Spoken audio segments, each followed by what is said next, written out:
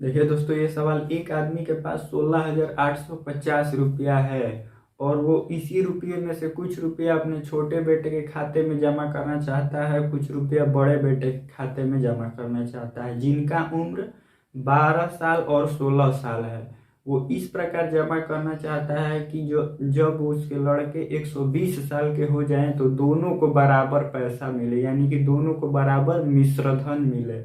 और ब्याज की दर क्या है? चक्रवृद्धि ब्याज की दर 33/3% वार्षिक है। तो देखिए दोस्तों, हमको निकालना क्या है कि शुरुआत में छोटे बेटे के खाते में कितना रुपया वो आदमी जमा किया होगा, ये हमको निकालना है। तो देखिए, इसको हम दो तरीका से बताएंगे दोस्तों। पहला डिटेल होगा और दूसरा एकदम शॉर्टकट होगा। दूसरा वाला तो बहुत कम समय लेगा और पहला डिटेल है। तो देखिए, पहले डिटेल।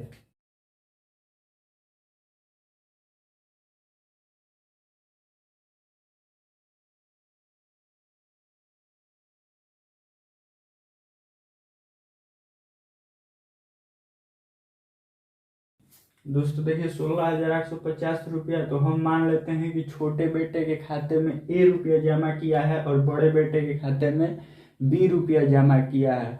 और मिश्रधन का सूत्र क्या होता है? चक्रवृद्धि मिश्रधन का सूत्र क्या होता है? P×1+R, percent. यही ना होता है? परसेंट हटता है तो बटा में 100 आ जाता है और ये एन यानी कि टाइम होता है दोस्तों। ठीक है, तो छोटे बेटे का उम्र कितना है?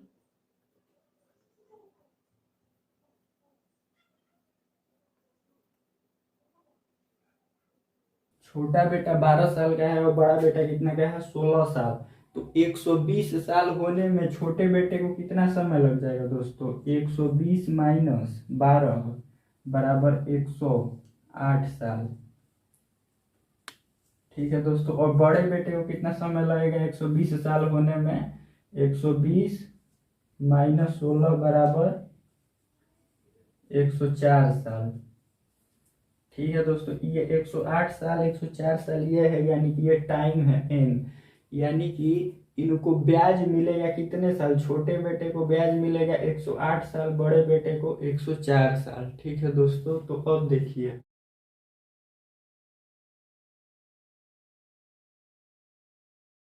ऐसे हम कर सकते हैं दोस्तों। बोला भी है कि 120 साल की उम्र दोनों की जब हो जाती है तो दोनों को बराबर पैसा, यानी कि दोनों को बराबर मिश्रधन मिल जाएगा, दोनों को बराबर मिश्रधन मिल जाएगा।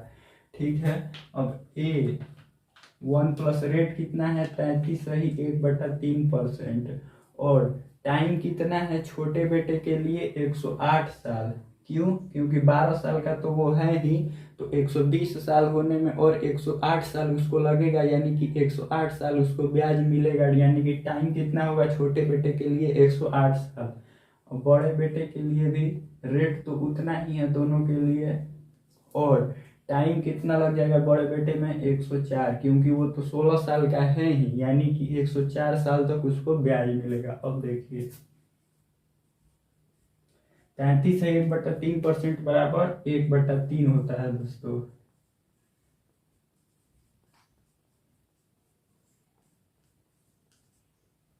तो देखिए, अब ये इंटू 4/3।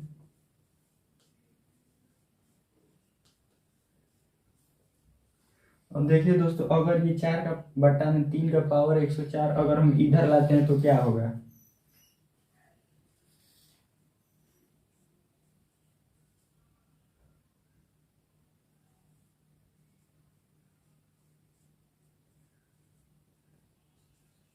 ऐसे हो जाएगा दोस्तों।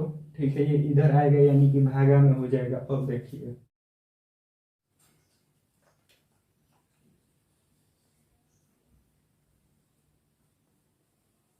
ये हो जाएगा ना दोस्तों, ये 108 में से 104 घट जाएगा, यानी कि बेस सेम है तो पावर घटता है। तो अब देखिए, ये देखिए दोस्तों, 4 का पावर 4 हम कर देते हैं 256, और 3 का पावर 4 81 बराबर बी। और बटा में ए को इधर लेते आते हैं। ठीक है, हम दोस्तों, हम माने क्या थे कि बड़े बेटे के खाता में बी रुपया जमा है, छोटे बेटे के खाता में ए रुपया जमा है। यानी कि देखिए दोस्तों, बड़े बेटे के खाता में 256 यूनिट और छोटे बेटे के खाता में 81 यूनिट, ठीक है, जमा है शुरुआत में। या क्यों? क्योंकि हम माने थे कि छोटे बेटे के खाते में ए रुपया, बड़े बेटे के खाते में बी रुपया जमा है।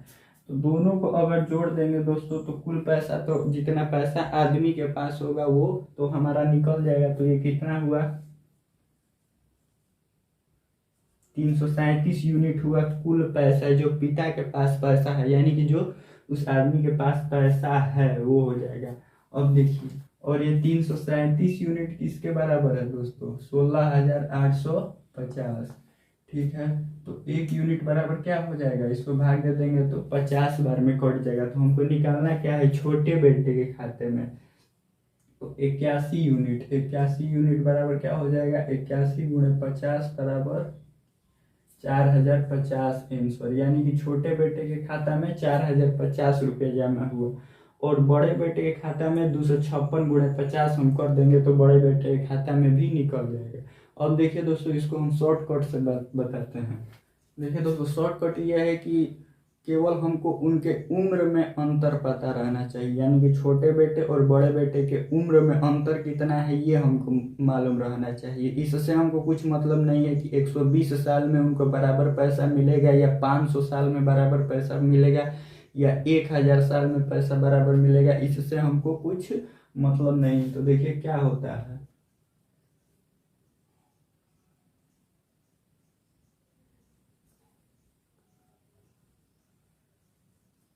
रेट कितना है? 33 है, 1/3% बराबर 1/3। तो हमको क्या करना है? 1 + 1/3 कर लेना है, क्या हो जाएगा? 4/3। ठीक है दोस्तों, तो अब छोटे बेटे पर 3 रखना है, बड़े बेटे पर 4 रखना है, ठीक है। और उनके उम्र में अंतर कितने का है दोस्तों? एक 12 साल का है, एक 16 साल का है, यानी कि उम्र में अंतर कितने का है? 4 साल का। तो दोनों का पावर 4 कर देना है, ठीक है। और देखिए ये कितना हो गया? 81, ये कितना हो गया? 256, यानी कि छोटे बेटे के खाता में 81 यूनिट, बड़े बेटे के खाता में 256 यूनिट, यानी कि दोनों को अगर हम जोड़ दें तो 337 यूनिट बराबर 16,850, ठीक है। तो एक यूनिट बराबर 50, इसलिए 81 यूनिट बराबर 4,050। ये क्या है दोस्तों? ये डिटेल वाले पर ही आधारित है, डिटेल वाले पर ही ये आधारित है, ठीक है। इसमें आपको अगर कुछ भी दिक्कत हो कमेंट जरूर कीजिएगा। धन्यवाद।